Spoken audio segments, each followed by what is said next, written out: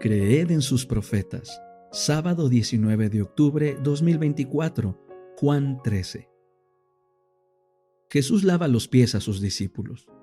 Antes de la fiesta de la Pascua, sabiendo Jesús que había llegado su hora para pasar de este mundo al Padre, como había amado a los suyos que estaban en el mundo, los amó hasta el fin. Durante la cena, como el diablo ya había puesto en el corazón de Judas, hijo de Simón Iscariote, que lo entregara, y sabiendo Jesús que el Padre había puesto todas las cosas en sus manos, y que él había salido de Dios y a Dios iba, se levantó de la cena, se quitó el manto y tomando una toalla se ciñó con ella.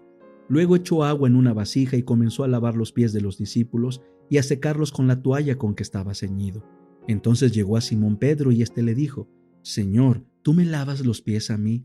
Respondió Jesús y le dijo: «Lo que yo hago tú no lo entiendes ahora, pero lo comprenderás después». Pedro le dijo: «Jamás me lavarás los pies». Jesús le respondió: «Si no te lavo, no tienes parte conmigo». Le dijo Simón Pedro: «Señor, entonces no solo mis pies, sino también las manos y la cabeza». Le dijo Jesús: «El que se ha lavado no tiene necesidad de lavarse más que los pies, pues está todo limpio. Ya ustedes están limpios, aunque no todos». Porque sabía quién lo entregaba, por eso dijo: «No todos están limpios». Así que, después de haberles lavado los pies, tomó su manto, se volvió a sentar a la mesa y les dijo: «¿Entienden lo que les he hecho? Ustedes me llaman Maestro y Señor, y dicen bien, porque lo soy. Pues bien, si yo, el Señor y el Maestro, lavé sus pies, también ustedes deben lavarse los pies los unos a los otros. Porque ejemplo les he dado para que así como yo se los hice, ustedes también lo hagan. De cierto les digo que el siervo no es mayor que su Señor, ni tampoco el apóstol es mayor que el que lo envió. Si saben estas cosas, bienaventurados son si las hacen. No hablo así de todos ustedes. Yo sé a quienes he elegido, pero para que se cumpla la Escritura, el que come pan conmigo levantó contra mí su talón. Desde ahora les digo, antes de que suceda, para que cuando suceda, crean que yo soy. De cierto les digo, que el que recibe al que yo envío, a mí me recibe, y el que a mí me recibe, recibe al que me envió». Jesús anuncia la traición de Judas.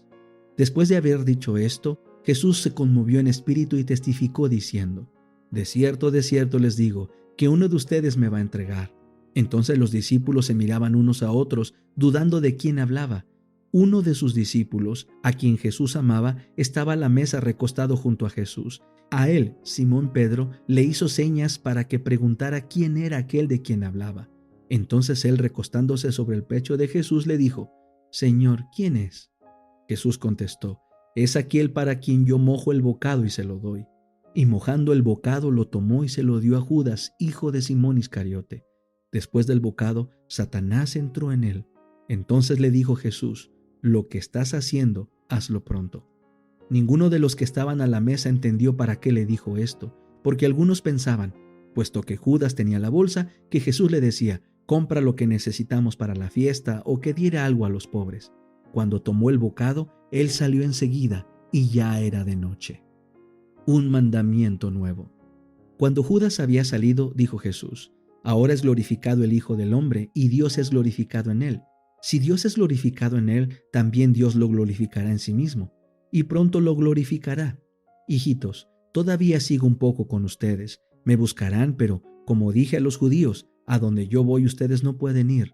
Así les digo a ustedes ahora. Un mandamiento nuevo les doy, que se amen los unos a los otros. Como los he amado, ámense también ustedes los unos a los otros. En esto conocerán todos que sois mis discípulos, si tienen amor los unos por los otros». Jesús predice la negación de Pedro. Simón Pedro le dijo: «Señor, ¿a dónde vas?». Le respondió Jesús: «A donde yo voy no me puedes seguir ahora, pero me seguirás más tarde». Le dijo Jesús: «Señor, ¿por qué no te puedo seguir ahora? Mi vida pondré por ti». Jesús le respondió: «¿Tu vida pondrás por mí?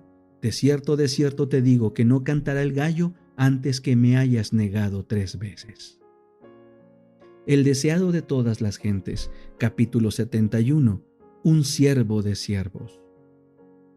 Vez tras vez, Jesús había tratado de establecer este principio entre sus discípulos.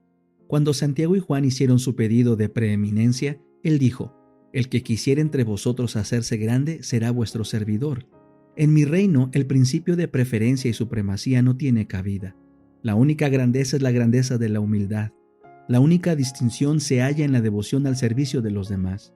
Ahora, habiendo lavado los pies de los discípulos, dijo: Ejemplo os he dado para que como yo os he hecho vosotros también hagáis. En estas palabras Cristo no solo ordenaba la práctica de la hospitalidad, quería enseñar algo más que el lavamiento de los pies de los huéspedes para quitar el polvo del viaje. Cristo instituía un servicio religioso. Por el acto de nuestro Señor, esta ceremonia humillante fue transformada en un rito consagrado que debía ser observado por los discípulos, a fin de que recordasen siempre sus lecciones de humildad y servicio. Este rito es la preparación indicada por Cristo para el servicio sacramental.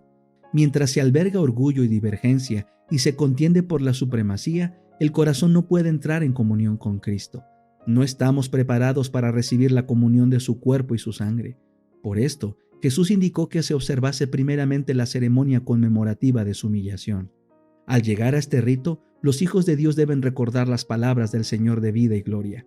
¿Sabéis lo que os he hecho? Vosotros me llamáis Maestro y Señor, y decís bien porque lo soy. Pues si yo, el Señor y el Maestro, he lavado vuestros pies, vosotros también debéis lavar los pies los unos a los otros. Porque ejemplo os he dado, para que como yo os he hecho vosotros también hagáis. De cierto os digo, el siervo no es mayor que su Señor, ni el apóstol es mayor que el que le envió. Si sabéis estas cosas, bienaventurados seréis si las hiciereis. Hay en el hombre una disposición a estimarse más que a su hermano, a trabajar para sí, a buscar el puesto más alto, y con frecuencia esto produce malas sospechas y amargura de espíritu. El rito que precede a la cena del Señor está destinado a aclarar estos malentendidos, a sacar al hombre de su egoísmo, a bajarse de sus zancos de exaltación propia y darle la humildad de corazón que le inducirá a servir a su hermano. El santo vigilante del cielo está presente en estos momentos para hacer de ellos momentos de escrutinio del alma, de convicción del pecado y de bienaventurada seguridad de que los pecados están perdonados. Cristo, en la plenitud de su gracia, está allí para cambiar la corriente de los pensamientos que han estado dirigidos por causas egoístas. El Espíritu Santo despierta las sensibilidades de aquellos que siguen el ejemplo de su Señor. Al ser recordada así la humillación del Salvador por nosotros, los pensamientos se vinculan con los pensamientos. Se evoca una cadena de recuerdos de la gran bondad de Dios y del favor y ternura de los amigos terrenales. Se recuerdan las bendiciones olvidadas, las mercedes de las cuales se abusó, las bondades despreciadas. Quedan puestas de manifiesto las raíces de amargura que habían ahogado la preciosa planta del amor. Los defectos del carácter, el descuido de los deberes, la ingratitud hacia Dios, la frialdad hacia nuestros hermanos son tenidos en cuenta.